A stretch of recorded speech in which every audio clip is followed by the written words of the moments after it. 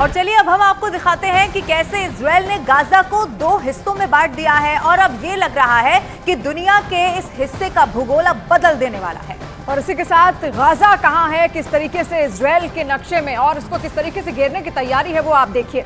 ये है दरअसल गाजा, उत्तरी गाजा की तस्वीर जो लाल क्षेत्र में आप देख रहे हैं और ये पूरा का पूरा गाजा पट्टी है। और ऐसे में ये जो लाल हिस्सा है वो गाजा है जिसमें अंदर तक इस वक्त इजराइल की सेना घुसी हुई है और इसे 2 हिस्सों में बांट दिया गया है। और वो 2 हिस्से कौन से हैं ये भी जरा आप समझिए। 2 हिस्से हैं उत्तरी गाजा और इधर आता है दक्षिणी गाजा से, क्योंकि इन दोनों को अब यहाँ से अलग कर दिया। और ये जो उत्तरी हिस्सा हम आपको दिखा रहे हैं इसे भी चारों तरफ से इस वक्त घेर लिया है और धीरे धीरे इजराइल की सेना अब अंदर दाखिल हो रही है। लेकिन फिलहाल गाजा में हमास के आतंकी मलबों और बिल्डिंगों में छिपे हुए हैं, सुरंगों में ये छिपे हुए हैं और लोगों की आड़ लेकर अस्पतालों, मस्जिदों और स्कूलों में ये छिपे हुए हैं। लिहाजा इजराइल की पैदल सेना को तमाम तरह की चुनौतियों का सामना इस क्षेत्र में करना पड़ रहा है। और यहीं पर जिसकी हम बात कर रहे हैं, यहीं पर अल शिफा अस्पताल, जिसकी तस्वीर हमने आपको पहले भी दिखाई, यहाँ पर अल शिफा अस्पताल को आईडीएफ ने पूरी तरीके से घेर लिया है और हमास के साथ करीब 40 घंटे से जंग यहाँ पर चल रही है।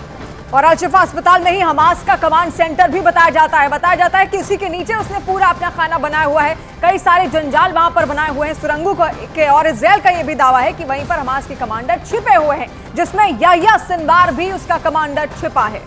अब देखिए आपको हम वो वीडियो दिखाते हैं जो हमास की तरफ से खुद जारी किया गया है। इस वीडियो में देखा जा सकता है कि कितना नजदीक से हमास के लड़ाके इजराइल के टैंक को यहाँ पर निशाना बना रहे हैं। देखिए हमास के जो लड़ाके हैं वो भी पीछे नहीं हट रहे हैं। इजराइल तो जवाबी कार्रवाई कर रहा है, लेकिन इसमें आप देख सकते हैं किस तरीके से ये पूरा वीडियो इंटेंशनली शूट किया गया है ताकि इसको किसी भी तरीके से वायर किया जा सके और दिखाया जा सके कि किस तरीके से वो भी इजराइल की सेना को मुंहतोड़ जवाब यहाँ पर दे रहे हैं। तो ऐसे कई सारे जो क्षेत्र हैं, कई सारे जो हिस्से में यहाँ पर लोग भी रहते हैं, जो लोग काफी लोग शिफ्ट भी हो चुके हैं, लेकिन हमास खुद चाहता है कि वहां पर गाजा पट्टी के अंदर जो लोग हैं वो वहीं पर रहे ताकि उन्हीं का सहारा लेकर वो इस जंग में आगे बढ़ सके जिस तरीके से वो लगातार बढ़ रहे हैं। और हमास बार बार ये दिखाने की भी कोशिश करता है कि वो कितना खूंखार है और इसी युद्ध नीति के तहत, छापामार युद्ध नीति के तहत वो काम कर रहे हैं। गलियों में आने वाले टैंक को वो छिपकर निशाना बनाते हैं और फिर उन्हीं गलियों में गायब हो जाते हैं। और ज्यादातर आतंकी कंधे पर रखे हुए रॉकेट लॉन्चर का भी इस्तेमाल करते हैं और मलबों में, इमारतों में लगातार वो घात लगाकर हमला करते रहते हैं। ऐसे में आप देख भी सकते हैं किस तरीके से कंधे पर बंदूक रखकर वो लगातार आगे बढ़ रहे हैं,